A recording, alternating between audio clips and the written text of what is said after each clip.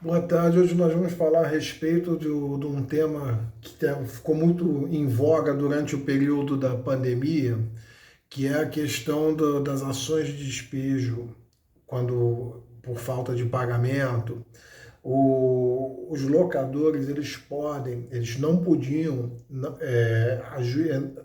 ter a decretação do despejo. A justiça não podia decretar o despejo até outubro de 2020. A questão até óbvia, né? A questão da pandemia, as pessoas não podiam se aglomerar, não podiam ficar na rua.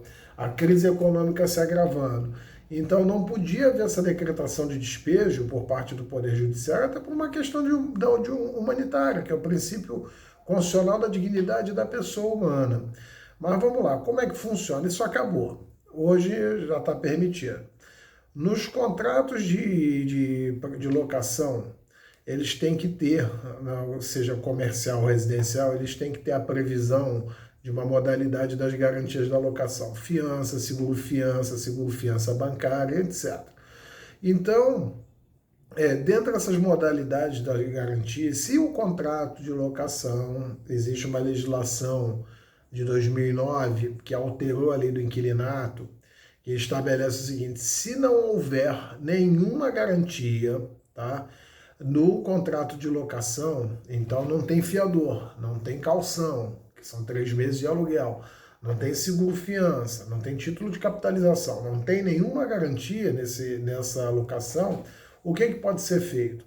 O credor, o dono do imóvel, ele pode ajuizar uma ação de despejo e pedir liminarmente a desocupação do imóvel no prazo de 15 dias, para que o juiz determine, justificando: olha, excelência, não há garantia no imóvel, garantia que vá me assegurar o recebimento do meu crédito ao final.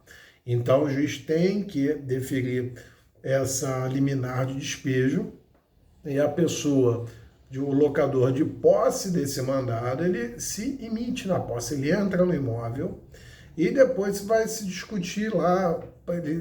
Só que para a concessão dessa liminar, ele tem que, o dono do imóvel, para garantir o processo de despejo, para garantir que ele está agindo de boa fé, ele tem que depositar valor correspondente a 3 meses de aluguel, ao título de garantia do juízo. E ele garante o juízo com esse depósito de 3 meses do aluguel, e aí o juiz decreta liminarmente esse despejo. Então, para evitar pedidos de má-fé e coisas nessa linha. Muito bem. Como vai funcionar o processo de despejo? É ajuizada uma ação de despejo por falta de pagamento. Se houver garantia, se houver um fiador, se requer a citação do fiador no processo de despejo, que o processo de despejo é para retirar o inquilino do imóvel. Mas, tendo fiador e o pedido for de ação de despejo cumulado com cobrança de aluguéis, você já pede a citação imediata do fiador no processo de despejo, porque tem um pedido de cobrança. Então faz todo sentido, e o STJ já garantiu esse tipo de entendimento, de que haja citação do garante, que é o fiador, no próprio processo de despejo, já que ele tem acumulação com o processo há um processo de despejo acumulado com pedido de cobrança, e quem vai garantir afinal o pagamento é o fiador. Então, portanto, esse tipo de pedido é correto, é lícito, e esse tipo de citação também o é. Muito bem, os dois são citados. Daí para frente, não pode haver a venda do imóvel, que é a garantia contratual, sob pena de cometimento de crime, de fraude à execução ou fraude a credores, que é um ilícito civil. Nessa circunstância é decretado o despejo, e quem vai pagar, se o locatário, o inquilino, não tiver o valor suficiente para pagamento, quem vai pagar isso é o fiador. Por isso que ele é citado na ação de despejo com pedido de cobrança. Juiz prolata o despejo, decreta o despejo, aí vai-se para a execução da ação de cumprimento da sentença. Nessa ação de cumprimento de sentença, quem paga é o fiador. Estou falando isso bem resumido, bem a grosso modo, para facilitar o entendimento, porque existe aquela questão toda do juridiquês, né, que as pessoas não se interessam por isso, é uma terminologia exclusivamente técnica. O termo técnico é a ação de o fiador renuncia no contrato ao benefício de ordem, ele assinou lá no contrato que ele renunciou, ele é o principal pagador.